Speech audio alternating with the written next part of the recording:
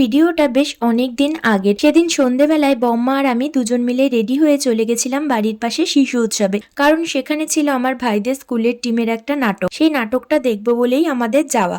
আমি কিন্তু অনেক বছর বাদে বম্মার সঙ্গে আবার শিশু উৎসবে গেলাম। আগে যখন খুব ছোট ছিলাম বম্মা আমাকে পুতুল নাচ দেখতে নিয়ে যেত, তো সেই সব কথাগুলো ভীষণ মনে পড়ছিল অনুষ্ঠানে গিয়ে। তো আগে আমি সব ভাই বোনদের সাথে দেখা করে নিয়ে একটু গল্প করে নিলাম, তারপর চলে আসলাম স্টেজের সামনে। এসে দেখি এখানে ছোট্ট ছোট্ট বাচ্চাদের নাচ শুরু হয়েছে। আর এই বাচ্চাগুলো যখন নাচছিল তখন আমার নিজের ছোটবেলার প্রোগ্রামের কথা মনে পড়ছিল, কারণ আমার নাচের স্কুলেরও প্রোগ্রাম থাকতো এখানে। এরপর আমরা বসলাম নাটক দেখতে। নাটকটা শুরু হতে যেহেতু অনেকটা লেট হয়ে গেছিল, তার জন্য আর পুরো নাটকটা দেখতে পারিনি, কারণ আমাদের প্ল্যান ছিল ওখান থেকে আমরা একটু ছর্দির বাড়িতে যাব।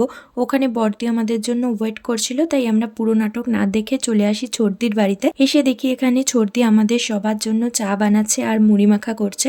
ছর্দির হাতের চা খাওয়ার জন্য মাঝে মাঝেই আমরা সবাই মিলে চলে যাই ওর বাড়িতে। ও কিন্তু চাটা একদম দারুণ বানায়, দেখে তো নিশ্চয়ই বুঝতেই পারছো ভিডিওতে। যাই হোক, তারপর চা মুড়ি মাখা নিয়ে আমরা বসে পড়লাম গল্প গুজব করতে।